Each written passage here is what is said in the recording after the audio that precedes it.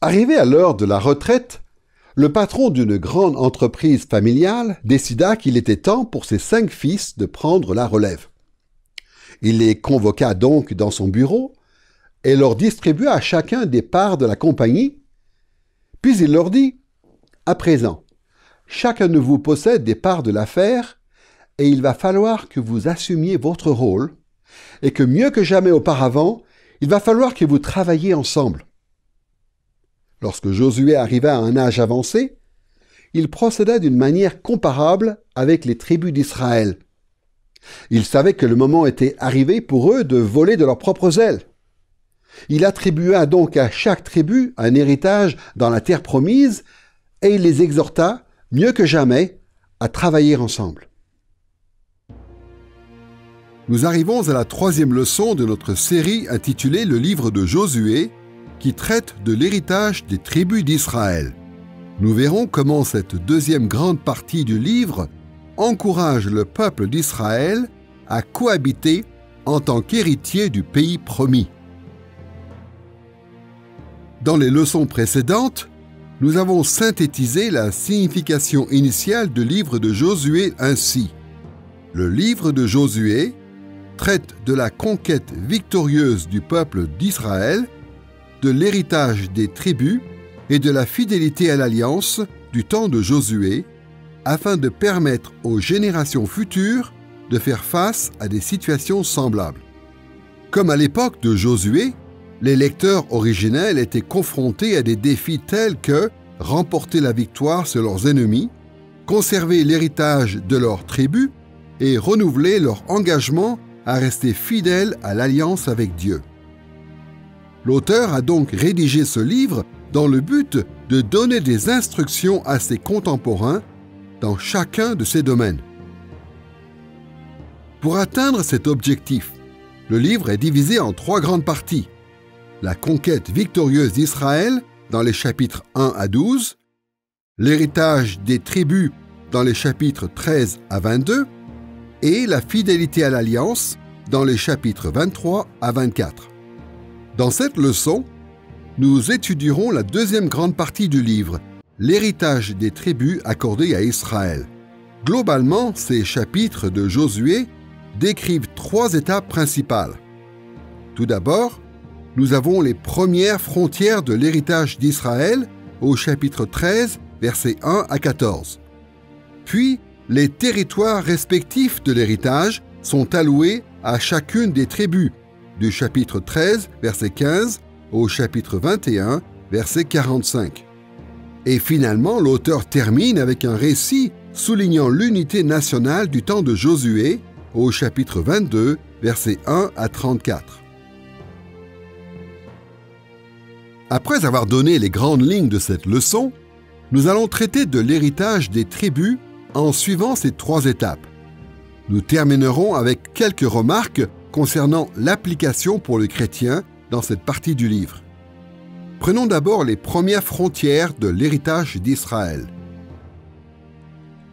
Comme nous avons pu le constater dans une leçon précédente, l'auteur du livre de Josué comprend qu'Israël a hérité de grands territoires en Canaan, des territoires promis à Josué. Cet héritage prend une place particulière dans le commandement que Dieu adresse à l'humanité tout à fait au début de la création, celui de dominer sur la terre entière. Pourtant, comme nous allons le voir, l'auteur reconnaît qu'à l'époque de Josué, le peuple n'avait pas obtenu toutes les terres qui avaient été promises à son patriarche Abraham. En fait, Dieu n'a permis à Israël que de s'implanter dans une région, de s'ancrer dans seulement une partie du pays. Cependant, du point de vue de l'auteur, il est essentiel que chaque génération d'Israélites puisse identifier et sécuriser les terres délimitées par ses premières frontières sacrées. Considérons 2 aspects de ce passage qui tracent les premières frontières d'Israël. Pour commencer, nous observerons la structure et le contenu. Ensuite, nous définirons la signification initiale de cette partie du livre. Prenons tout d'abord la structure et le contenu. Cette portion du livre de Josué se compose en 2 parties. La première, au chapitre 13, versets 1 à 7, décrit les frontières du territoire d'Israël en Cisjordanie, le pays de Canaan à l'ouest du Jourdain. La deuxième, au chapitre 13, versets 8 à 14, s'attarde sur les frontières de la région appartenant à Israël en Transjordanie à l'est du Jourdain. En abordant ce texte, il est nécessaire de rappeler le cadre des frontières de l'héritage d'Israël. En Genèse chapitre 15, versets 18 à 21, Dieu promet à Abraham de donner à ses descendants un pays qui s'étendrait à l'ouest depuis le fleuve d'Égypte. Ce fleuve était soit un bras du Nil, se dirigeant vers l'est et qui n'existe plus aujourd'hui, soit Oued el-Arish, qui se trouve encore à l'est du Nil. Puis le pays promis s'étirerait vers le nord-est jusqu'au grand fleuve, à savoir l'Euphrate. À partir de ce territoire, le peuple répandrait la bénédiction de l'Éternel jusqu'aux extrémités de la terre. Mais en fait, ce n'est que durant le règne de David que le pays d'Israël s'est étendu aussi loin. À l'époque de Josué, Dieu n'accorda au peuple qu'une partie, qu'un avant-goût de cet héritage de part et d'autre du Jourdain. Toutefois, comme l'auteur le fait remarquer, cette première étape d'implantation durable dans le pays était primordiale. En partant d'Abraham, Dieu avait promis la naissance d'un peuple qui serait en bénédiction au monde et qui aurait un rôle important à jouer. Mais l'Éternel devait aussi leur accorder un territoire, un élément clé de l'identité des Israélites. Ils seraient un peuple qui, en quittant finalement l'Égypte pour entrer dans cette terre promise, réaliserait qu'ils ne la méritaient pas. Dieu avait ouvert la voie pour qu'ils obtiennent un pays dans ce monde qu'ils n'avaient rien fait pour gagner, auquel ils n'avaient aucun droit, mais qui leur était accordé par la promesse de l'Éternel et l'accomplissement de son plan parfait. La première partie décrivant les frontières en Cisjordanie se base sur la liste de territoires conquis par Josué au chapitre 12. Le chapitre 13, verset 1, introduit ce passage en précisant que Josué était vieux, d'un âge avancé, et que le pays qui reste à occuper est très grand. Le chapitre 13, verset 1, introduit ce passage en précisant que Josué est vieux, d'un âge avancé, et que le pays qui reste à occuper est très grand. Ces terres à conquérir se trouvaient dans la région des Philistins et au nord de Canaan. Au chapitre 13, verset 6, Dieu promet « Je les habitants du pays, déposséderai devant les Israélites. » Par conséquent, au verset 7, l'Éternel ordonne à Josué de considérer tout le pays de Canaan comme l'héritage des Israélites. Dans la seconde partie, au chapitre 13, versets 8 à 14, l'auteur complète la description des premières limites de l'héritage d'Israël en dessinant les frontières extérieures en Transjordanie, les terres à l'est du Jourdain. Il commence au chapitre 13, verset 8, en mentionnant le fait que Moïse leur avait attribué ces territoires comme héritage avant de mourir. L'héritage initial des tribus d'Israël à l'est du Jourdain s'étendait au sud jusqu'au pays de Moab et vers le nord jusqu'à la montagne d'Hermon. Mais l'auteur fait remarquer au chapitre 13, verset 13, que les Israélites n'ont pas encore délogé certains groupes tels que les Géshuriens ou les Maccathiens. Pourtant, Moïse avait concédé toute la région pour qu'elle soit l'héritage d'Israël à l'époque de Josué. Et afin de donner une image aussi complète que possible, l'auteur ajoute une parenthèse au chapitre 13, verset 14. Il explique que les Lévites reçoivent, eux aussi, un héritage, mais qu'il s'agit des sacrifices consumés par le feu devant l'Éternel plutôt que d'une terre. La question de la géographie est très importante dans le livre de Josué, ainsi que les limites du territoire, particulièrement lorsqu'elles se rapportent aux montagnes. Et en fait, elles définissent les frontières de ce que sera la Terre sainte. Elles deviennent ce repère, ce point de cheminement, si vous voulez. La pointe septentrionale du pays d'Israël est traditionnellement la montagne d'Hermon. Ensuite, la frontière à l'est du pays est constituée de montagnes, particulièrement celle d'Édom dans le sud. Puis les hauteurs de Moab, les plaines, les plateaux, les régions montagneuses, pour ainsi dire, de Moab et de Bassan. Et donc, tout le territoire qui constitue la Jordanie actuelle du nord au sud représente la frontière du pays. En gardant à l'esprit la structure et le contenu du texte traçant les premières frontières de l'héritage d'Israël, nous pouvons tirer de ces versets leur signification initiale. Pourquoi l'auteur a-t-il introduit cette partie du livre en dessinant les limites du territoire des Israélites à cette époque de l'histoire? Afin de répondre à cette question, nous devons nous rappeler qu'à l'époque des juges, de la monarchie, puis de l'exil à Babylone, Israël se démenait pour prendre le contrôle et maintenir sa suprématie dans des territoires que Dieu lui avait accordés. Les conflits entre tribus, les ennuis causés par les autres peuples habitants du pays, les attaques de tribus venant du désert, et pour terminer, les invasions désastreuses par des empires tels que l'Égypte, l'Assyrie et Babylone ont fini par diminuer l'emprise des Israélites sur le pays que Dieu avait promis à Abraham. En rappelant à ses lecteurs l'étendue des territoires d'Israël, l'auteur insiste sur l'importance pour le peuple de garder son emprise sur le pays. Ainsi seulement pourra-t-il s'étendre davantage et répandre la bénédiction de l'Éternel à toutes les nations de la terre.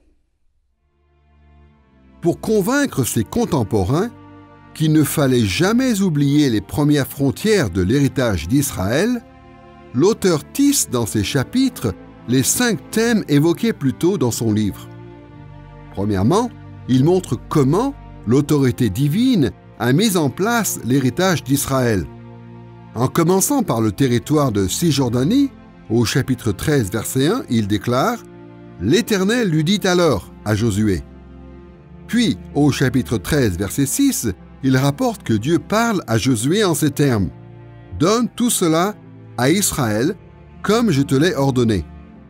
Plus loin, nous voyons que l'autorité divine a aussi établi les limites du pays en Transjordanie. Au chapitre 13, verset 8, nous lisons le descriptif du territoire que leur avait donné Moïse, serviteur de l'Éternel. L'auteur du livre de Josué sait à quel point il est facile pour Israël de se contenter d'occuper seulement une partie du pays. C'est pourquoi il explique que si les générations suivantes ne cherchent pas à annexer la totalité du pays, alors elles désobéissent à l'autorité de Dieu et aux responsables humains qu'il a établis. Deuxièmement, l'auteur du livre de Josué relève le fait que les premières frontières du pays d'Israël sont garanties par l'alliance de Dieu conclue avec son peuple. Concernant la Cisjordanie, Dieu explique au chapitre 13, verset 6, que la totalité du pays de Canaan doit revenir à Israël en héritage, ou Nashallah en hébreu. Comme nous l'avons mentionné dans les leçons précédentes, ces territoires constituaient l'héritage d'Israël, car, dans son alliance avec Abraham, Dieu avait promis de les leur accorder comme tels, pour toujours. Ensuite, il a confirmé son engagement dans son alliance avec Moïse sur le mont Sinaï. Parallèlement, au chapitre 13, verset 8, la Transjordanie est aussi qualifiée d'héritage d'Israël.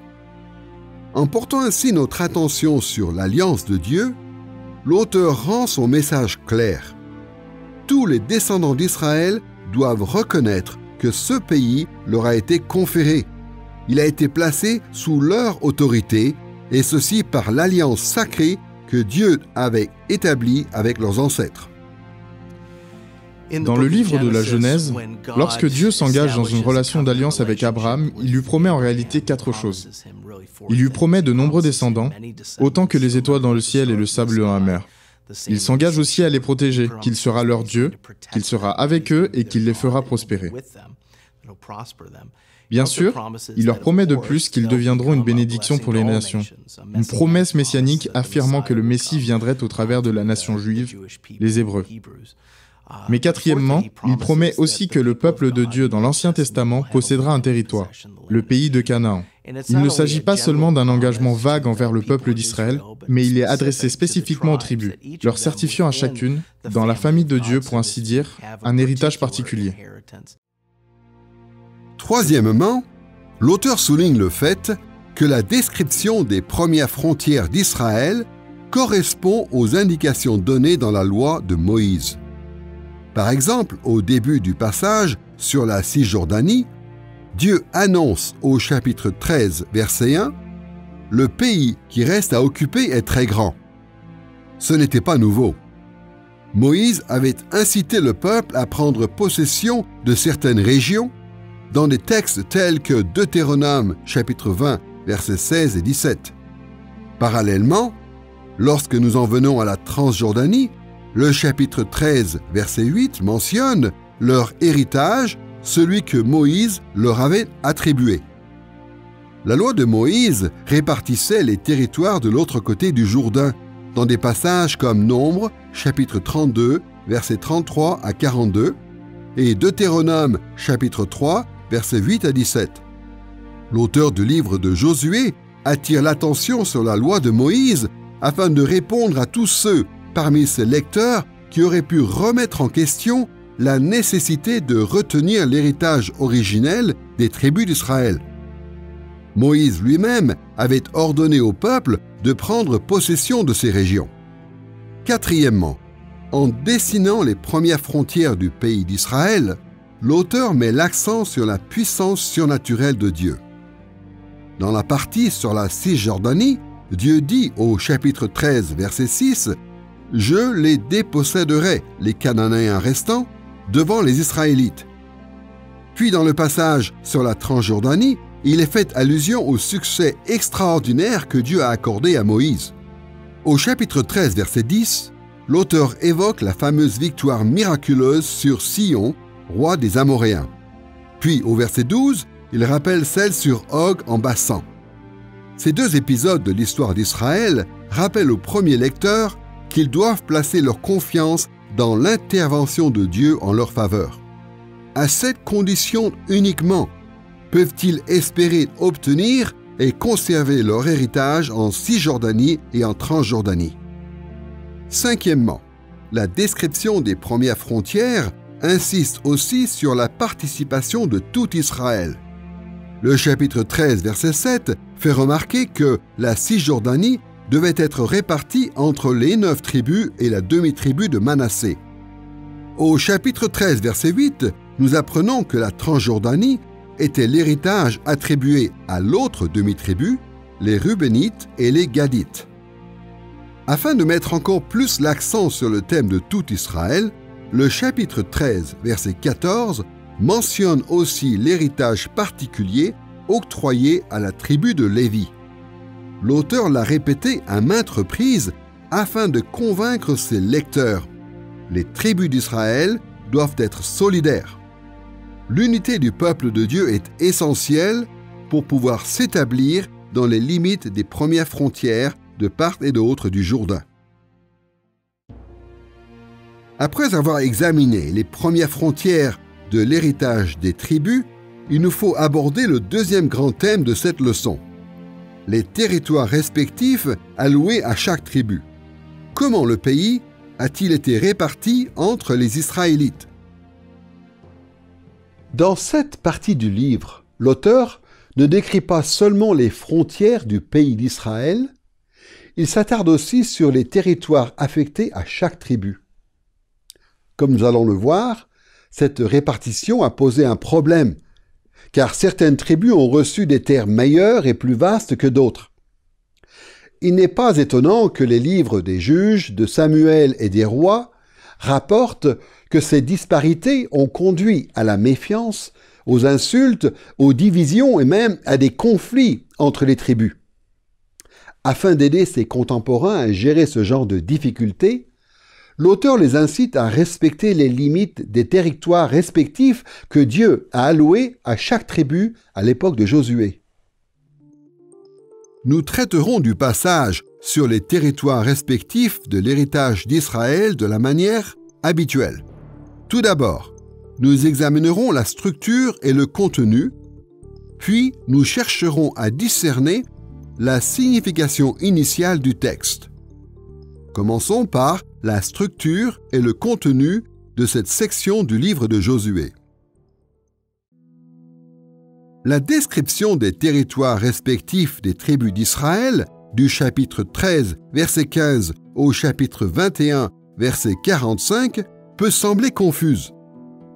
Elle comporte de longues listes de peuples, de régions, de villes et de villages entrecoupés d'anecdotes et de parenthèses. Pour capter les idées principales dans cette diversité de styles, nous devons discerner les deux grandes parties de ce passage.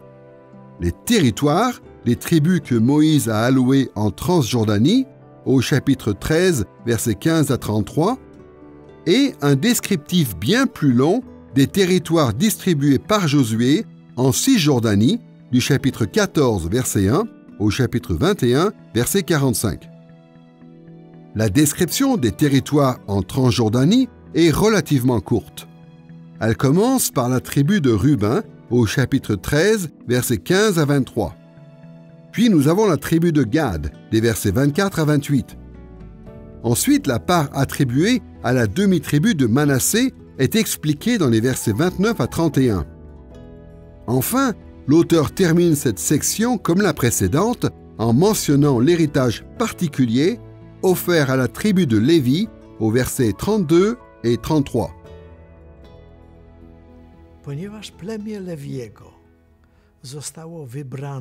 Puisque la tribu de Lévi avait été choisie pour servir et assumer les tâches de la prêtrise pour le peuple tout entier d'Israël, elle ne reçut aucun territoire en héritage.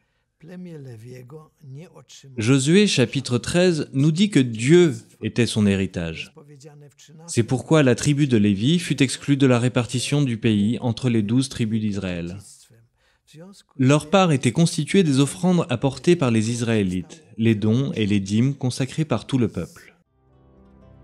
Dans ces versets, l'auteur du livre de Josué délimite soigneusement chaque territoire à l'est du Jourdain attribué à Ruben, à Gad et à la demi-tribu de Manassé.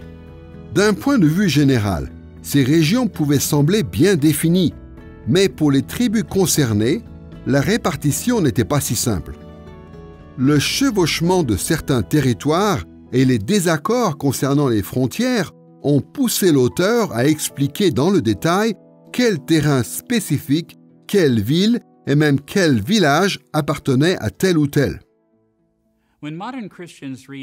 Quand les chrétiens actuels lisent les chapitres 13 à 22 du livre de Josué, ils se retrouvent face à un texte qui ne les captive pas vraiment, comprenant de longues listes de frontières entre les tribus, les villes appartenant à telle ou telle autre tribu, et ainsi de suite. En fait, lorsque les lecteurs parcourent ce passage en adoptant un point de vue moderne, ils se disent « Quel lien existe-t-il avec la religion ?» ou « Quel rapport avec la foi ?» En réalité, dans le contexte originel du livre de Josué, cette description était étroitement liée à la foi d'Israël et à sa marche avec Dieu en tant que tribu individuelle et en tant que nation unie, car nous devons nous souvenir que Dieu, le roi, avait donné et alloué des lieux particuliers où chacune des 12 tribus d'Israël devait résider. Il s'agissait de leur héritage durable, un bien auquel les tribus devaient tenir, leur identité, leur patrie, leur portion du pays octroyée à la nation entière d'Israël.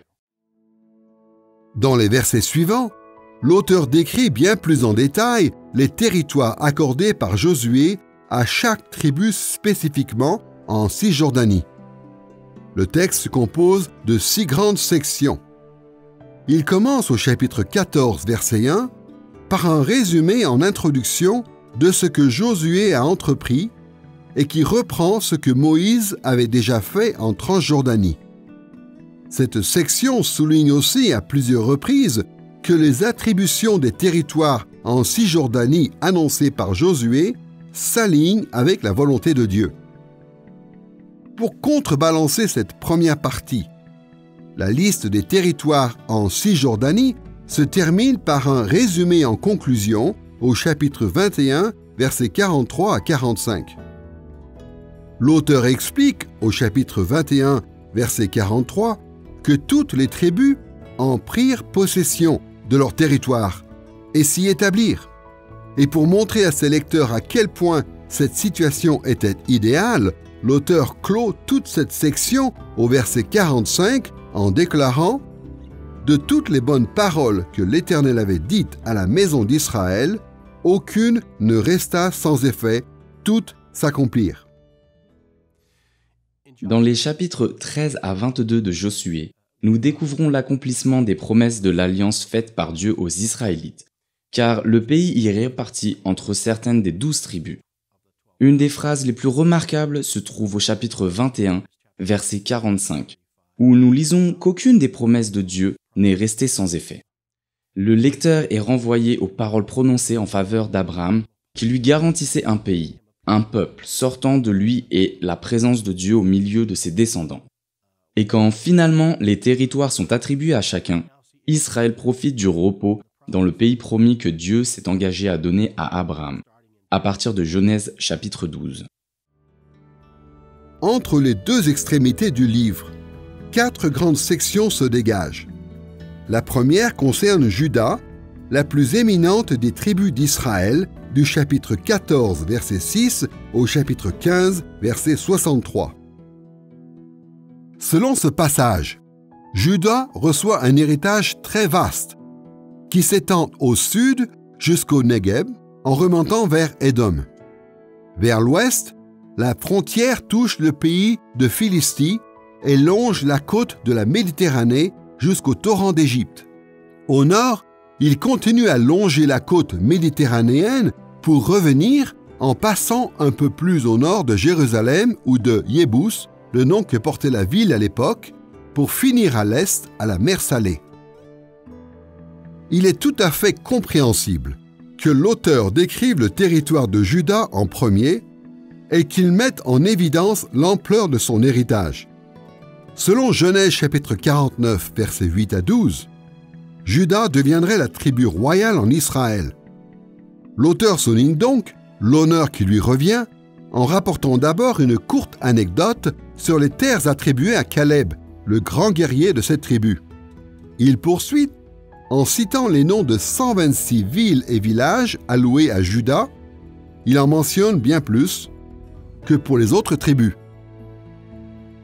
Après le descriptif de l'héritage de Juda au sud de la Cisjordanie, nous en trouvons un deuxième plutôt long pour les territoires importants attribués aux tribus des fils de Joseph, Éphraïm et Manassé, au chapitre 16 et 17. Éphraïm et Manassé reçoivent un large territoire au nord de Canaan. Leur héritage s'étend du Jourdain à la mer Méditerranée. Éphraïm s'installe au sud de Manassé. Ces terres étaient les plus fertiles de tout le pays promis. De plus, souvenez-vous que la moitié de la tribu de Manassé a déjà reçu un héritage à l'est du Jourdain. Il n'est pas étonnant que ces tribus aient obtenu le privilège de posséder une part si grande et si riche de l'héritage d'Israël. Comme nous l'explique Genèse, chapitres 48 et 49. Éphraïm et Manassé étaient les fils de Joseph, celui qui avait reçu tous les honneurs, car il avait été profondément fidèle à Dieu durant son séjour en Égypte. Il avait pris la place de Ruben comme premier-né et avait hérité de la double part dévolue à celui-ci par le biais de ses 2 fils. Alors, Éphraïm et Manassé sont les fils de Joseph. Ils ne sont pas les fils de Jacob dont le nom avait été changé pour devenir Israël et qui avait eu 12 fils. L'un des 12, Joseph, avait été vendu comme esclave en Égypte. Puis un autre des 12 fils, Lévi, avait été en quelque sorte retiré des 12, car l'Éternel avait décidé de se réserver cette tribu de Lévi pour lui-même, à la place de tous les premiers-nés du peuple d'Israël. Puis vient la bénédiction de Jacob. Il bénit les fils de Joseph et prononce cette bénédiction sur Éphraïm et Manassé, comme si ces 2 enfants prenaient la place de Lévi et de Joseph pour faire le compte. Ainsi, lorsque le pays est partagé, Répartis entre les 12 tribus, Éphraïm et Manassé reçoivent tous deux une portion des terres, un héritage. Et Joseph est représenté par ses fils Éphraïm et Manassé. Le chapitre 16 commence par un bref aperçu de toutes les terres allouées à Joseph en Cisjordanie, puis donne des précisions spécifiques sur la tribu d'Éphraïm. Ensuite, dans le chapitre 17, le récit se poursuit avec la tribu de Manassé, y compris l'histoire de l'héritage des filles de Tselophad, tirée de Nombres, chapitre 27. Et pour terminer cette section, Josué justifie l'attribution d'un territoire plus vaste à Éphraïm et Manassé en affirmant qu'ils sont plus nombreux. L'importance accordée à ces tribus est frappante, car elles ont provoqué toutes sortes de problèmes avant la rédaction du livre. Cependant, malgré ce passif, l'auteur recommande à Israël de reconnaître l'honneur que Dieu a accordé aux tribus de Joseph. Après avoir décrit les territoires alloués aux éminentes tribus de Juda, d'Éphraïm et de Manassé, l'auteur se tourne vers les petites tribus au chapitre 18 et 19. Il introduit cette partie au chapitre 18, versets 1 à 10, en rapportant comment Josué appelle des représentants de chaque tribu pour faire le relevé du pays. Il termine au chapitre 19, versets 49 à 51, en indiquant que le peuple avait approuvé ces démarches, ayant accordé à Josué son propre héritage familial. Entre les deux histoires que l'on trouve en introduction et en conclusion de cette partie du livre, l'auteur décrit les territoires attribués aux petites tribus d'Israël, celles de Benjamin, Siméon, Zabulon, Issachar, Aser, Nephtali et Dan. Chacune reçoit une part du territoire, mais leur héritage est loin d'être aussi grand que celui de Juda, d'Éphraïm et de Manassé. De plus, avec le temps, il leur sera compliqué de conserver leur part du pays. L'auteur lui-même précise, au chapitre 19, verset 9, que le territoire de Siméon se situe au milieu de leur héritage, celui de Juda, ce qui conduira Siméon à être absorbé par Juda. Il ajoute au chapitre 19, verset 47, que le territoire des fils de Dan leur échappait, une histoire qui est rapportée en Juges, chapitre 18. Sachant que les petites tribus rencontraient ces problèmes et bien d'autres, l'auteur veille à ce que ses lecteurs prennent connaissance des héritages alloués à chaque tribu. La répartition des territoires en Cisjordanie mentionne aussi la tribu de Lévi au chapitre 20 et 21. L'auteur du livre de Josué commence sa description de la part attribuée aux Lévites en nommant les villes de refuge au chapitre 20, versets 1 à 9. Selon Exode chapitre 21, versets 12 à 14, et Deutéronome chapitre 19, versets 1 à 13, ces villes permettaient à celui qui avait accidentellement commis un homicide d'être protégé jusqu'à ce qu'un tribunal en Israël puisse déterminer la culpabilité ou l'innocence de l'individu. Puis, au chapitre 21, l'auteur énumère les villes attribuées aux Lévites selon les instructions de Moïse en Nombres chapitre 35, versets 6 à 34. Les villes de refuge et les autres agglomérations appartenant aux Lévites étaient éparpillées à travers le territoire des autres tribus dans le pays d'Israël. Ainsi, les Lévites pouvaient inciter chaque tribu à servir l'Éternel. Malheureusement, cet héritage était souvent oublié dans les temps difficiles. Cependant, l'auteur du livre de Josué insiste pour que ses lecteurs retiennent cette liste, car le ministère des Lévites était essentiel au bien-être de la nation. Sans perdre de vue la structure et le contenu de ces territoires respectifs alloués aux tribus, il nous faut brièvement considérer la signification initiale de ces chapitres. Dans ces chapitres, les lecteurs contemporains éprouvent parfois des difficultés à comprendre la raison derrière ces précisions géographiques mentionnées par l'auteur du livre de Josué. En fait, Josué ne cherche pas seulement à encourager les Israélites à conserver leur héritage originel, il veut aussi qu'ils reconnaissent le statut et les spécificités particulières fixées par Dieu pour chaque tribu, afin qu'ensemble, ils poursuivent l'extension de son royaume. Comme à son habitude, l'auteur tisse ces 5 thèmes dans la description qu'il fait des territoires respectifs des tribus d'Israël. Premièrement, il insiste sur l'autorité divine qui décide de l'attribution des parts. Dans la répartition de la Transjordanie, l'auteur relève 4 fois au chapitre 13, versets 8, 15, 24 et 29 que ces terres avaient été données par Moïse, le chef établi par Dieu. L'auteur rappelle aussi l'autorité divine à l'origine de la répartition de l'héritage en Cisjordanie. Dans son résumé en introduction, au chapitre 14, verset 1, il écrit que le sacrificateur Éléazar, Josué, fils de Nun, et les chefs des tribus donnent à chacun son territoire. Il fait la même remarque en décrivant les parts attribuées à Éphraïm et à Manassé au chapitre 17, verset 4.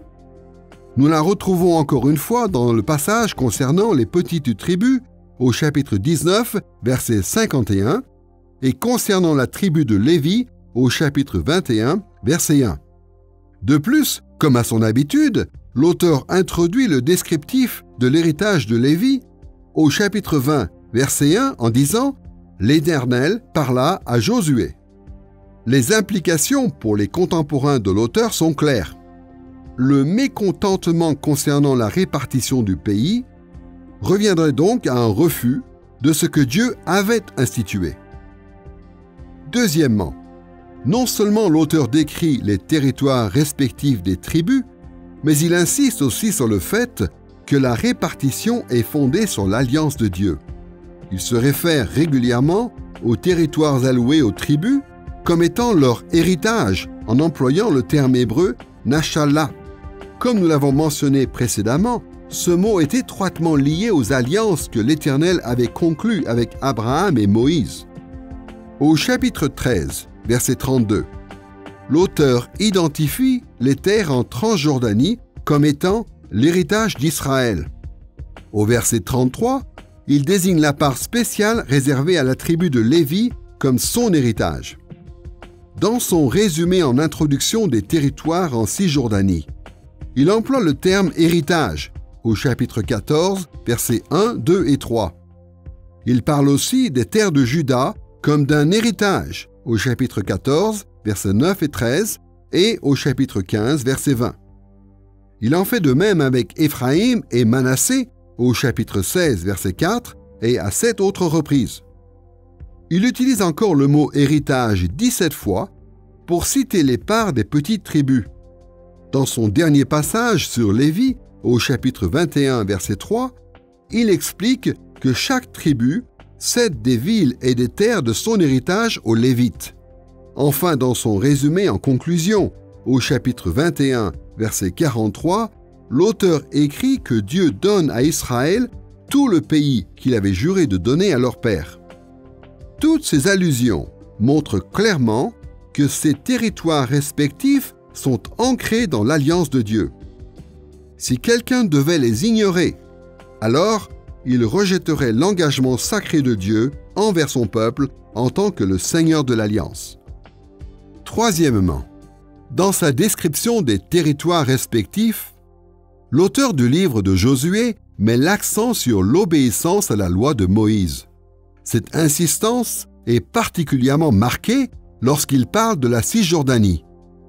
Son résumé en introduction, au chapitre 14, verset 2, affirme que Josué agit en tout point comme l'Éternel l'avait ordonné par l'intermédiaire de Moïse. Et le chapitre 14, verset 5, ajoute que les Israélites partagèrent le pays comme l'Éternel l'avait ordonné à Moïse. Au chapitre 17, verset 4, les filles de Tselophaphat réclament ce que l'Éternel a commandé à Moïse. Le passage sur la tribu de Lévi rappelle, au chapitre 20, verset 2, qu'Israël devait se conformer à ce que Dieu avait ordonné par l'intermédiaire de Moïse. Et dans le résumé final au chapitre 21, versets 2 à 8, les villes sont assignées aux Lévites, ainsi que l'Éternel l'a ordonné par l'intermédiaire de Moïse. Dans ces chapitres, l'auteur fait référence à la loi de Moïse, et il appelle toutes les générations d'Israël à respecter la répartition des terres. En transgressant cet ordre établi, le peuple ne ferait qu'attirer la malédiction de Dieu sur lui, mais en s'y soumettant, il serait béni. Quatrièmement, ces chapitres révèlent que les territoires respectifs des tribus d'Israël ont été confirmés par la puissance surnaturelle de Dieu. La description de la répartition des terres en Transjordanie fait allusion à la victoire miraculeuse remportée sur le roi de Sion au chapitre 13, versets 10 à 27. Puis la mort de Balaam nous est rapportée au chapitre 13, verset 22, ainsi que la victoire sur Og en Bassan au chapitre 13, verset 31. Tous ces événements rappellent l'intervention extraordinaire de l'Éternel en Transjordanie. De plus, en racontant la répartition des territoires en Cisjordanie, l'auteur fait souvent mention d'un tirage au sort, afin de montrer que Dieu est aux commandes. Des passages tels que Nombre chapitre 36, verset 2, et Proverbes chapitre 16, verset 33, nous expliquent que ce procédé était un moyen surnaturel pour Dieu de révéler sa volonté à Israël. Le résumé en introduction des chapitres sur la Cisjordanie parle d'un tirage au sort au chapitre 14, verset 2. Et plus tard, pour la répartition des terres parmi les petites tribus, cette même expression est employée 11 fois. Israël tire aussi au sort l'héritage attribué à la tribu de Lévi au chapitre 21, versets 4 à 10. Il nous est facile de comprendre pourquoi l'auteur mentionne à plusieurs reprises l'intervention surnaturelle de Dieu. Certains parmi ses contemporains pouvaient être tentés de s'écarter des consignes de partage du territoire. Mais l'auteur leur prouve encore et encore que Dieu lui-même en est à l'origine et qu'il n'est pas question qu'il les transgresse. Il est intéressant de noter que dans le livre de Josué, le peuple tirait au sort les parcelles attribuées à l'une ou à l'autre tribu. À mon avis, ce procédé nous montre que Dieu était aux commandes, qu'il ne devait pas y avoir d'inégalité, même si Josué aurait pu déterminer la part de chacun. Dieu prend les choses en main et donne à chacun ce qu'il veut lui allouer. Avec ce système de tirage au sort, l'auteur nous prouve encore que l'essentiel est Dieu et son peuple. L'Éternel donne le pays à son peuple en toute équité. Je pense qu'il est important de comprendre que Dieu défendra les droits à la propriété et que l'héritage des Israélites a une réelle importance à leurs yeux. Il est aussi intéressant de relever que la part de chacun ne peut lui échapper, elle ne lui sera jamais enlevée. Même s'il décide de la vendre, l'année du jubilé permettra que sa terre lui revienne. Et donc, tout ceci est lié au fait que l'héritage des Israélites provient de Dieu, que l'Éternel leur accorde des droits et qu'il défendra leurs frontières. Personne, pas même le roi, ne peut arriver un jour en disant « Cette terre n'est pas à vous ». Les monarques ont tenté de le faire en ignorant la loi, mais ils n'y sont pas parvenus, car il s'agissait d'un don de Dieu, l'héritage qu'il avait légué à son peuple. Cinquièmement, comme dans les chapitres précédents, la répartition des territoires respectifs insiste sur la participation de tout Israël. Nous le constatons dans la façon dont la description des parcelles en Transjordanie spécifie les terres qui appartiendront à chaque tribu à l'est du Jourdain. Il en va de même pour la liste des régions attribuées en Cisjordanie. Nous ne découvrons pas seulement les territoires confiés aux tribus de Juda, d'Éphraïm et de Manassé, mais toutes les parts données aux petites tribus. De plus, le texte énumère les villes mises à part pour les Lévites. L'auteur porte une attention particulière à toutes les tribus et ainsi renforce l'idée selon laquelle tout Israël doit demeurer dans le pays promis. Au moment de la rédaction du livre de Josué, certaines tribus avaient été absorbées par d'autres. Quelques-unes avaient cédé une partie de leur territoire à leurs ennemis. Puis, lorsque les Assyriens avaient anéanti le royaume d'Israël au nord et que les Babyloniens avaient conquis le royaume de Juda, il ne restait qu'un petit nombre d'habitants occupant leur part de l'héritage. Cependant, l'auteur incite tous les Israélites à tendre vers l'idéal qu'il leur présente, à profiter de la part du pays promis qui leur revient. Nous avons étudié la façon dont le livre de Josué parle de l'héritage des tribus en rappelant les premières frontières de leur héritage et les territoires respectifs à chaque tribu. Abordons maintenant la troisième étape importante de notre leçon, l'unité nationale d'Israël. Si souvent tout au long de l'histoire du peuple d'Israël, les tribus ont été divisées et se sont tournées les unes contre les autres. Cependant, l'auteur savait qu'Israël ne serait pas en mesure de poursuivre l'extension du royaume de Dieu si les tribus ne formaient pas un peuple uni. Afin de traiter ce problème, l'auteur termine cette partie du livre en relatant une situation de conflit très grave, une situation qui menaçait l'unité nationale d'Israël à l'époque de Josué. Comme nous avons pu le constater à plusieurs reprises, le livre de Josué attire notre attention sur la séparation naturelle importante qui existait entre les tribus d'Israël en Transjordanie et celles en Cisjordanie. Cette frontière géographique posait problème à l'époque de Josué, car elle avait failli conduire à une guerre entre les tribus de part et d'autre du Jourdain.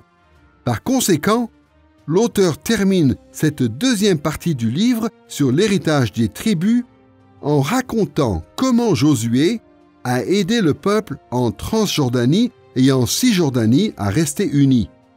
Cette anecdote montre au premier lecteur comment résoudre des tensions semblables. Sur le modèle des études précédentes, nous aborderons l'unité nationale d'Israël en examinant tout d'abord la structure et le contenu de cette partie, puis sa signification initiale. Commençons par la structure et le contenu de ce chapitre. Le récit de l'unité nationale d'Israël, au chapitre 22, est, somme toute, une histoire assez simple, divisée en 5 étapes. Tout commence dans les versets 1 à 10 avec un problème sérieux autour de la construction d'un autel par les tribus de Transjordanie.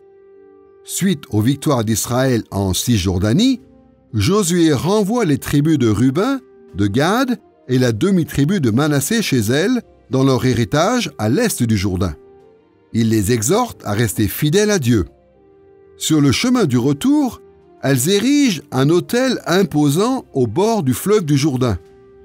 Lorsque les tribus de Cisjordanie apprennent la nouvelle, elles imaginent tout de suite que cet autel a été érigé pour remplacer celui qui se tient près du tabernacle de Moïse. La tension monte tout au long du récit, dans les versets 11 à 14, pour arriver au moment où la guerre menace d'éclater. De peur que cet autel érigé par les tribus de Transjordanie ne suscite la colère de Dieu sur tout Israël, le peuple de Cisjordanie se prépare à attaquer. Cependant, afin d'éviter l'affrontement, il décide d'envoyer une délégation menée par Phinéas, fils d'Éléazar, avec 10 chefs, chargés d'interroger les tribus de Transjordanie quant à leurs intentions. L'interminable point culminant de cette histoire, dans les versets 15 à 31, rapporte le face-à-face entre cette délégation et le peuple de Transjordanie. Phinéas et ses compagnons interpellent leurs compatriotes en leur disant que la construction de ce nouvel autel est une violation de la loi de Dieu qui veut que les sacrifices soient offerts uniquement au tabernacle. Toutefois, les chefs de Transjordanie répondent avec ferveur qu'ils n'ont aucune intention d'utiliser cet autel pour des sacrifices. mais ils l'ont érigé comme symbole de leur unité avec la nation d'Israël, craignant que les autres tribus ne les rejettent. En entendant leurs explications, la délégation se réjouit, car les habitants de Transjordanie n'ont pas été infidèles à l'Éternel. Au versets 32 et 33, nous voyons le résultat de cette consultation avec la fin de la menace de guerre. La délégation revient et rapporte ce qu'elle a entendu. Les tribus de Cisjordanie louent Dieu et ne parlent plus d'aller au combat. Puis arrive le dénouement au verset 34, et la tension baisse quand le peuple attribue un nom à l'autel. Les tribus de Transjordanie révèlent leurs intentions en nommant leur autel près du Jourdain témoin. Comme elles le déclarent, il est témoin entre nous que l'Éternel est Dieu. En agissant ainsi, elles confirment leur saine motivation, leur engagement à n'offrir leur sacrifice qu'au tabernacle et leur dévouement à l'unité nationale d'Israël. En gardant en tête la structure et le contenu de ce récit sur l'unité nationale d'Israël, il nous faut faire quelques remarques sur sa signification initiale. Il n'est pas difficile de voir pourquoi l'auteur raconte l'histoire du chapitre 22 pour conclure cette partie du livre. Elle explique comment les tribus ont su maintenir l'unité malgré la terrible menace d'un conflit.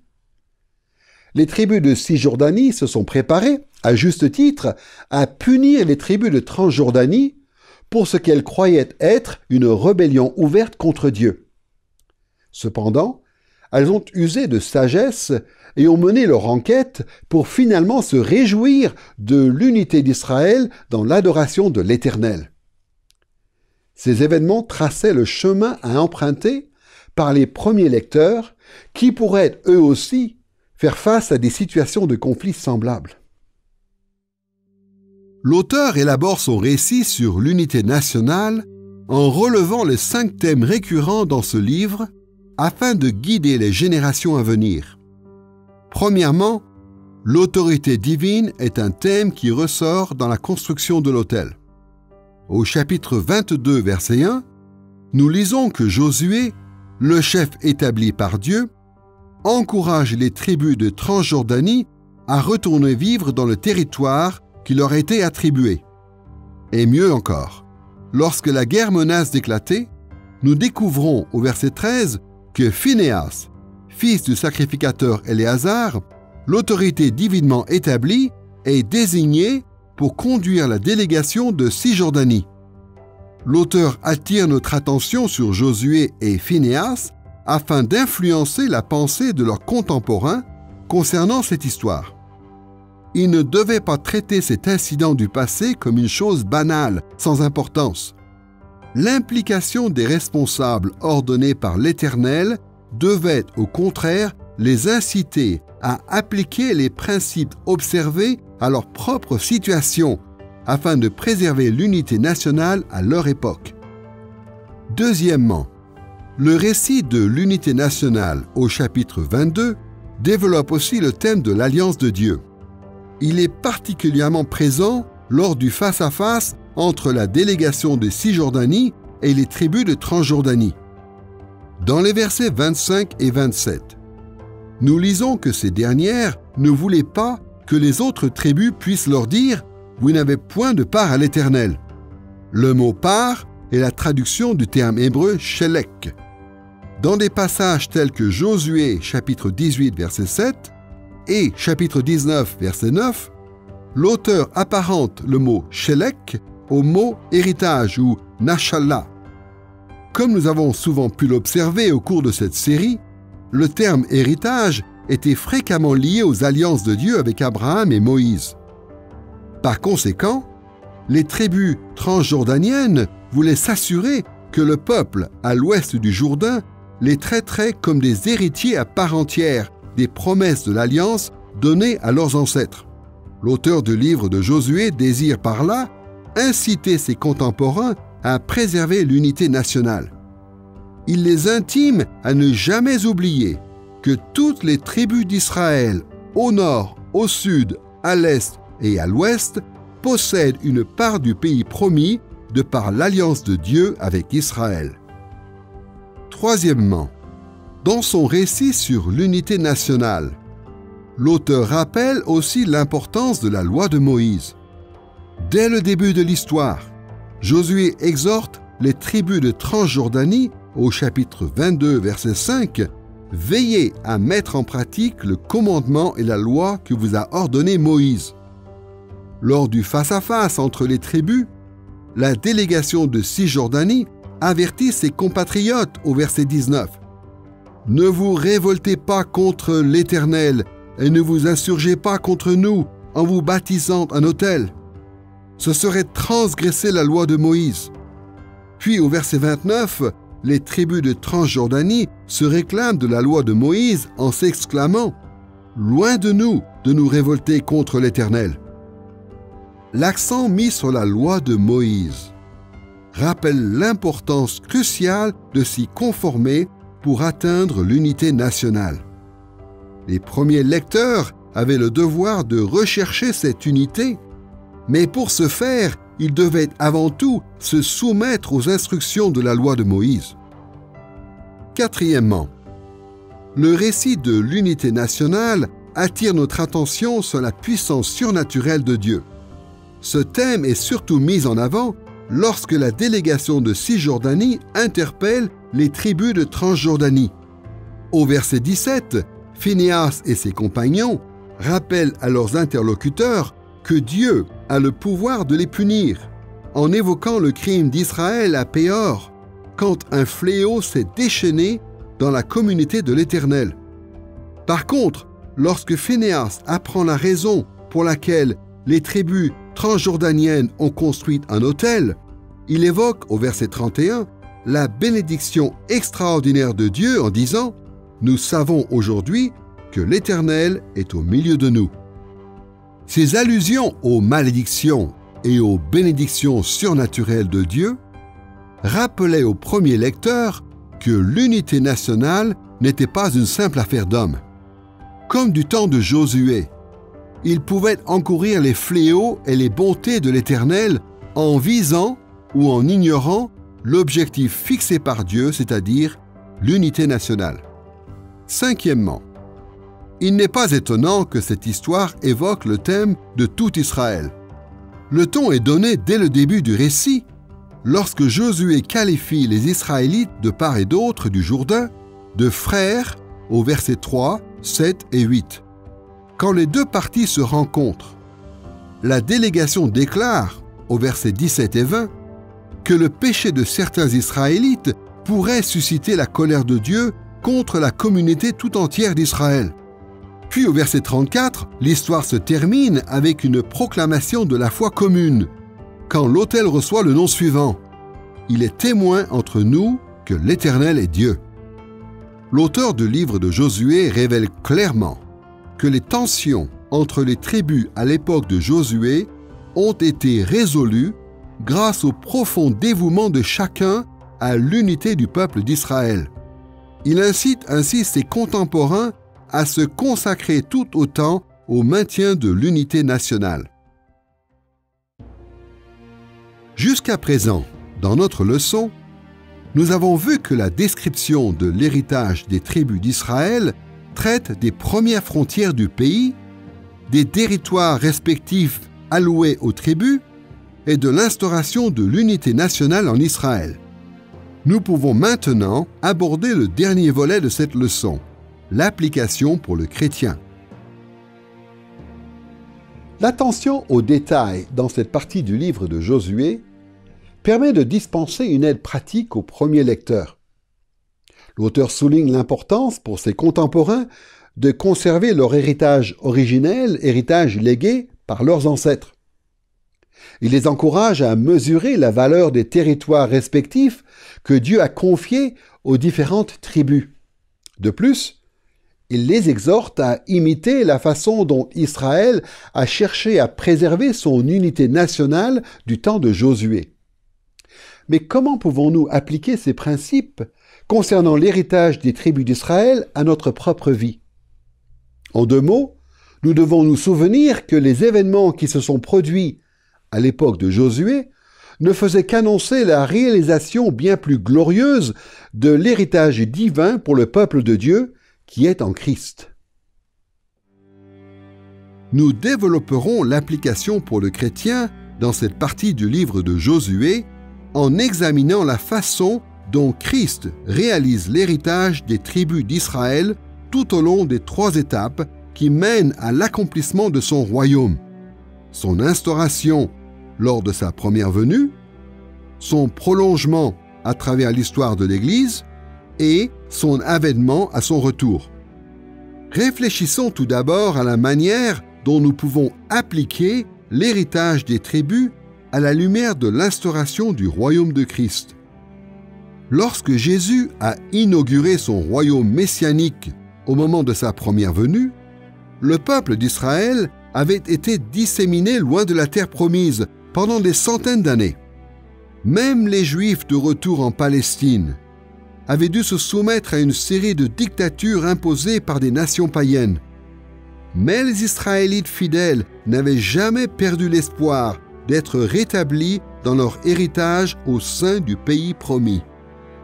De plus, ils se réjouissaient du moment où cet héritage s'étendrait jusqu'aux extrémités de la terre sous le règne de leur Messie. La promesse de Dieu d'accorder un pays à son peuple remonte au Jardin d'Éden. L'Éternel confia une mission à l'humanité à ce moment-là, qui était celle de dominer, non seulement sur le jardin, mais sur la terre entière. Ainsi, nous discernons encore à travers le don d'un territoire cet écho des paroles adressées par Dieu aux hommes, l'appel à dominer sur toute la terre, à étendre les frontières de son royaume. D'ailleurs, nous en avons un premier aperçu sous le règne davidique dans les psaumes 2 et 72. « Demande-moi et je te donnerai les nations pour héritage » ou encore dans la vision d'Ésaïe. Le rôle d'Israël consistait à être une bénédiction pour toutes les nations, comme il est dit dans l'alliance conclue avec Abraham, « Je te comblerai de bénédictions ». Toutes les nations de la terre se diront bénies par ta descendance. Ensuite, en Ésaïe 2, nous lisons que tous les peuples de la terre afflueront vers Israël et son témoignage concernant Christ ou vers le Messie. Dans le ministère de Jésus sur terre, nous constatons donc qu'il rétablit Israël dans son rôle de lumière des nations. Ainsi, à la fin de l'évangile de Matthieu, il déclare « Allez, faites de toutes les nations des disciples, enseignez-leur à garder tout ce que je vous ai prescrit. Puis nous découvrirons ces paroles dans le livre des Actes. Vous serez mes témoins, qui font écho à Ésaïe 43. C'est moi qui suis l'Éternel, et hors de moi il n'y a point de sauveur. » Le pays symbolise alors la terre entière et la domination de Dieu sur le monde. Le Nouveau Testament nous explique que la première venue de Jésus représentait une étape primordiale dans l'accomplissement de cette espérance. En Hébreux chapitre 1, verset 2, nous lisons que Dieu a établi Christ comme héritier de toutes choses. Autrement dit, comme Paul l'écrit en Romains chapitre 4, verset 13, Jésus est le détenteur de l'héritage du monde promis à Abraham. Et plus encore, dans des passages tels que Galates chapitre 3, verset 29, il nous est dit « Et si vous êtes à Christ, alors vous êtes héritiers selon la promesse. » Comme Romains chapitre 8, verset 17 le formule, nous sommes aussi héritiers, héritiers de Dieu et co-héritiers de Christ. C'est la raison pour laquelle, selon les 4 évangiles, Jésus a concentré son ministère dans les limites de l'héritage réparti parmi les tribus d'Israël au temps de Josué. Ses disciples et lui ont parcouru les territoires du nord et du sud de la Cisjordanie. Il leur est aussi arrivé de passer en Transjordanie. Pendant sa vie sur terre, Jésus a rassemblé un reste fidèle parmi les tribus d'Israël qui hériteraient un jour de la terre avec lui. Plus loin, le Christ, remonté au ciel, a réuni à Jérusalem des représentants de toutes les tribus d'Israël, venus de toutes les nations qui sont sous le ciel, qui se sont mises à le suivre, comme nous le rapporte Actes chapitre 2, verset 5. Mais dans l'ensemble, la correspondance la plus importante entre l'héritage d'Israël et l'instauration du royaume de Christ se situent au niveau de l'effusion du Saint-Esprit sur l'Église à partir de la Pentecôte. En Éphésiens chapitre 1 verset 14, l'apôtre Paul décrit le Saint-Esprit comme étant le gage de notre héritage. Et en 2 Corinthiens chapitre 1 verset 22 et chapitre 5 verset 5, Paul parle aussi des arts de l'esprit. Cependant, pour comprendre la raison pour laquelle Paul considérait l'esprit comme un acompte, le premier versement de notre futur héritage en Christ, nous devons revenir au commencement, en Genèse chapitre 1 verset 2, où l'esprit instaure l'ordre dans la création.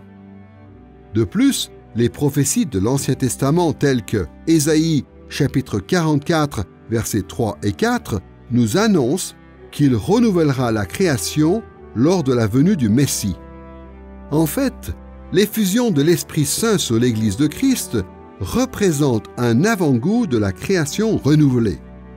Il est la part de notre héritage universel qui nous est accordé dès l'instauration du royaume de Christ en attendant son achèvement et le retour de Christ.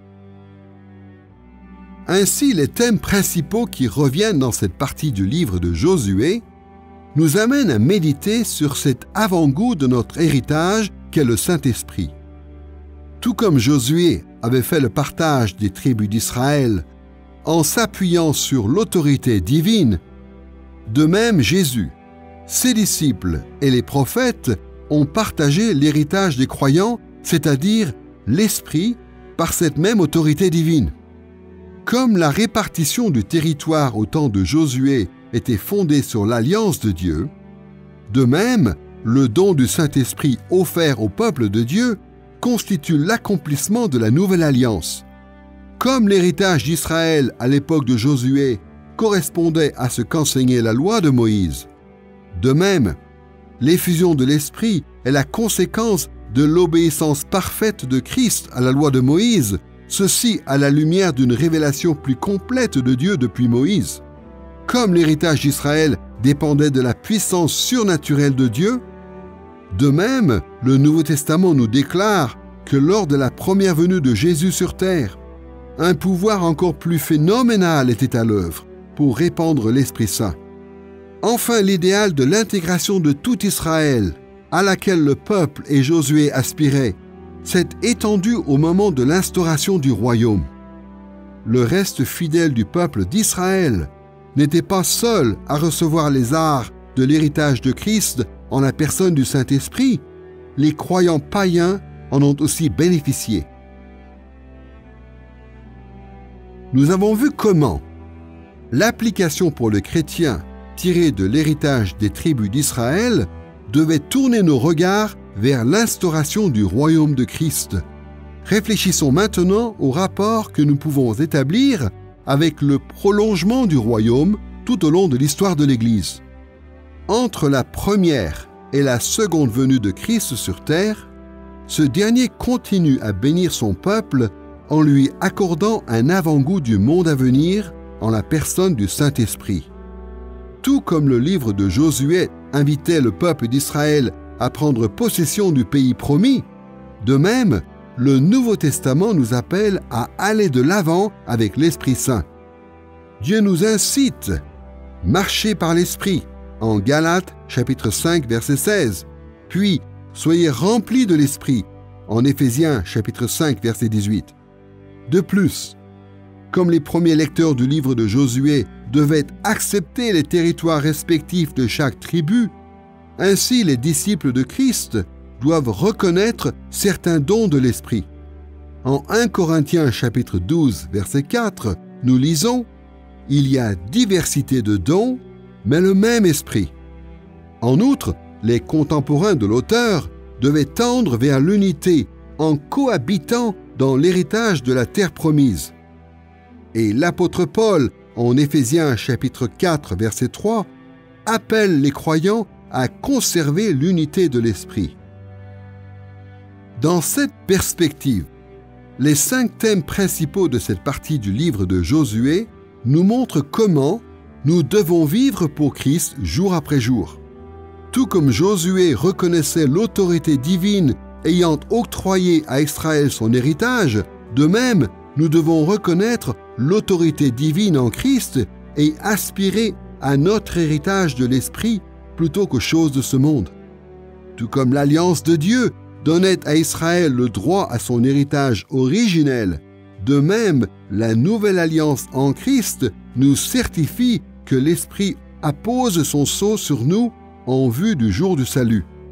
Tout comme Israël s'est conformé à la loi de Moïse pour obtenir son héritage, de même, nous vivons dans l'héritage de l'Esprit en appliquant la loi de Moïse à la lumière de la révélation divine du Nouveau Testament. Tout comme l'héritage d'Israël lui a été remis par la puissance surnaturelle de Dieu, de même, notre héritage est répandu par le pouvoir de l'Esprit divin. Enfin, comme tout Israël a reçu une part de l'héritage national, ainsi, les disciples de Christ de chaque tribu et de chaque nation sur terre partageront le même héritage par l'Esprit. L'application pour le chrétien, tirée de l'héritage des tribus d'Israël, ne tient pas seulement compte de ce que Christ a fait lors de l'instauration de son royaume et de nos circonstances présentes au cours du prolongement de celui-ci, elle fortifie aussi notre espérance en l'héritage qui nous attend lors de son avènement. Selon Apocalypse chapitre 21, verset 1, « Vous et moi avons l'assurance que lorsque Jésus reviendra, il régnera sur un nouveau ciel et une nouvelle terre. La création déchue sera purifiée par le feu, le mal sera éradiqué et le royaume de Dieu s'étendra à tout l'univers. Mais cette nouvelle création n'appartiendra pas uniquement à Christ. Apocalypse chapitre 21, verset 7 nous rapporte qu'en ce jour glorieux, l'Éternel proclamera « Tel sera l'héritage du vainqueur ». En tant que peuple de Dieu, nous hériterons nous aussi éternellement de cette nouvelle création. Dans le livre de Josué, le thème de l'héritage national est très important et il s'applique de maintes façons à notre vie chrétienne actuelle. Car la promesse d'une terre n'a été que partiellement réalisée au temps de Josué. En fait, le pays promis par l'Éternel à Abraham n'était pas limité géographiquement aux frontières de Canaan, comme c'est le cas à l'époque de Josué. Nous lisons en Romains, chapitre 4, verset 13, « En effet, ce n'est point par la loi que l'héritage du monde a été promis à Abraham ou sa descendance, c'est par la justice de la foi. » Paul nous annonce ici qu'Abraham héritera du monde entier. Et ces promesses s'accompliront aussi pour les païens qui ne sont pas de la descendance d'Abraham, par la chair, par le sang, mais qui ont reçu les promesses par la foi en Christ, qui est lui-même descendant d'Abraham.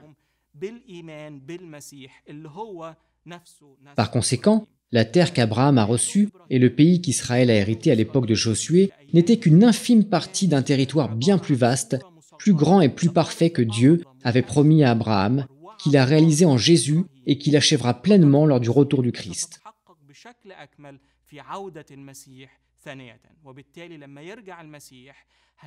Finalement, quand Jésus reviendra, il ne régnera pas uniquement sur le pays de Canaan, mais il héritera de la terre entière, la nouvelle terre et le nouveau ciel, et nous régnerons pour toujours avec lui. C'est pourquoi les 5 thèmes principaux de cette partie du livre de Josué portent nos regards vers l'espérance que nous avons en l'avènement du royaume de Christ.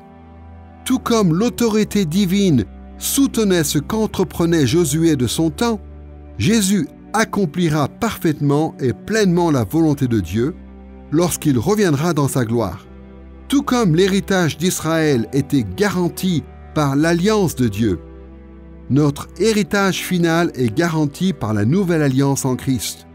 Tout comme Josué a réparti le territoire entre les tribus en accord avec la loi de Moïse, tous les disciples de Jésus seront rendus en tout point semblables à Christ et conformes à toute la révélation divine dans le monde à venir.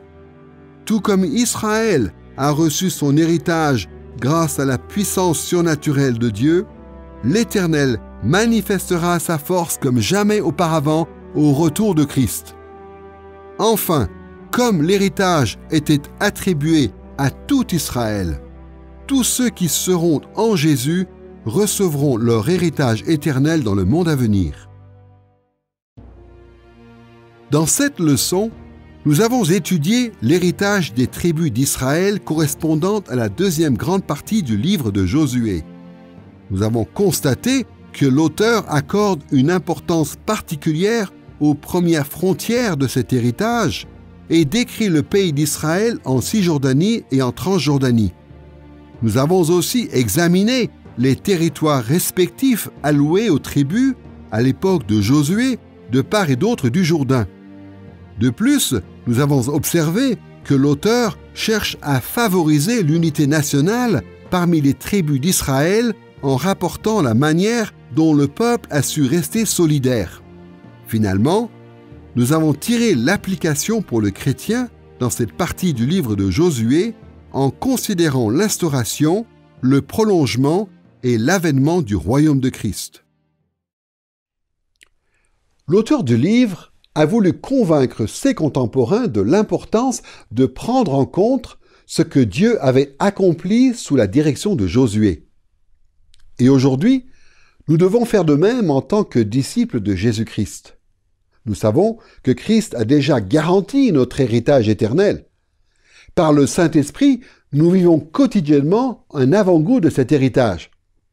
De plus, nous attendons le jour où Jésus reviendra dans sa gloire.